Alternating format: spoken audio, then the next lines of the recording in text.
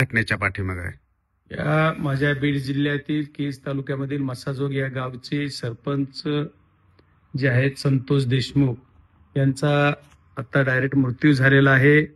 त्यांना दुपारी 3 वाजता केजच्या टोल नाक्यावरून उचललं गेलं, त्यांचं अपहरण केलं गेलं आणि त्यांना केज तालुक्यातील दहेटणा या गावी त्यांचा मृतदेह 6:30 वाजता टाकला असा एक माहिती कळती. त्याच्यानंतर मला ही माहिती तशी 3:30-4 वाजता कळालेली होती. मी तेव्हापासून एसपीना फोन लावतोय. पोलीस एसपी जे आहेत ते फोन माझा स्वतःचा फोन माझ्या स्वतःच्या फोनवरून उचलला जात नाही, माझ्या पीए कडून लावला तरी उचलला जात नाहीये. तिथं जी पीआय आहेत माझं त्यांच्याशी मी आता बोललेलो आहे आणि या घटनेचा मी पहिल्यांदा निषेध करतो. बीड जिल्ह्याचा खासदार या नात्यानं अशा ज्या घटना घडतात ह्याच्या पाठीमागे ह्याचा करता धरता कोण आहे? कारण एका तरुण सरपंचाचा 5 वर्षे मागच्या काळापासून उपसरपंच होते, आता सरपंच आज तागायत आहेत, चालू सरपंच आहेत. मसाजोग गावचे एवढ्या मोठ्या गावचे ते सरपंच असणारा ऍक्टिव्ह कार्यकर्ता असणारा हा मुलगा, ह्याला जर उचलून याचं अपहरण करून याचा खून केला जातो डायरेक्ट, ही बाब निंदनीय आहे आणि याची मी म्हणजे निषेध करतो. आणि तात्काळ ज्यांनी ही घटना केली त्या आरोपीला अटक केली पाहिजे प्रशासनानं, अशी मी प्रशासनाकडे पोलीस यंत्रणेकडे मागणी करतोय. पण पोलीस यंत्रणा रिस्पॉन्स देत नाहीये. पण याच्या पाठीमागे कारण काय हे कळालंय? नाही, याच्या पाठीमागचं कारण असं प्रथमदर्शी असं कळतंय की तिथं विंड मिल म्हणजे त्या आपल्या पवन चक्क्याच्या ज्या टावर बसवले उभे केलेले आहेत त्याचे एक सबस्टेशन आमच्या मसाजोग गावी आहे. तिथल्या काही लोकांना त्या पवन चक्कीवाल्याच्या खंडणी घेणे वगैरे असे प्रकार आमच्या बीड जिल्ह्यामध्ये बऱ्यापैकी घडतात आणि त्याच्यातून त्याच्या सूत्रधार कुठेतरी वेगळ्याच बाजूतून कुणीतरी एक प्रमुख माणूस असतो, त्याचे कॉन्टॅक्ट असतात, त्यांचे मोबाईल कॉन्टॅक्ट डिटेल्स घेतले पाहिजेत.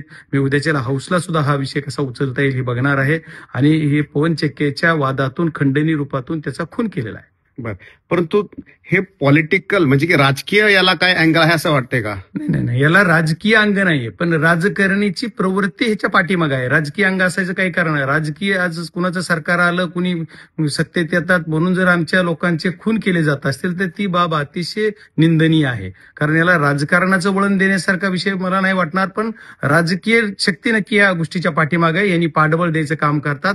ह्या ज्या लोकांनी केलं या लोकांचे लवकरात लवकर तपास करून त्या लोक कुणाचे संबंधित आहेत आणि त्यांचे कॉल लेटर घेतले पाहिजेत आणि कॉल डिटेल मधून जे कोण त्याच्या पाठीमागे आहे त्यांच्यावर गुन्हा नोंद झाला पाहिजे. 302चा गुन्हा होईल, खंडणीचा गुन्हा होईल, पण जे कोणी पाठीमागे आहेत आमच्याकडे खोटे गुन्हे केले जाते त्या खऱ्या गुन्ह्याला तरी न्याय बीड जिल्ह्यात एसपी आणि पोलीस यंत्रणा देणार का? हा माझ्या तुमच्या दृष्टीतून मला महत्वाचा प्रश्न विचारायचा.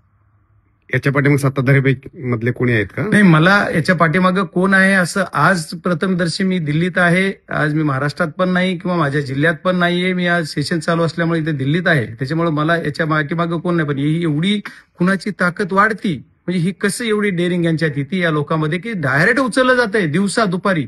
असं जवळजवळ 3 गाड्या आहेत, त्याची स्वतःची 4 व्हीलर आहे स्कॉर्पिओ, ती फोडली जाते आणि त्याला गाडीतून उचलून किडनॅप केलं जात आहे. तिथून नेऊन 20-25-30 किलोमीटरवर त्याला डायरेक्ट मारलं जाते, खून करून त्याला टाकली जाते त्याची बॉडी.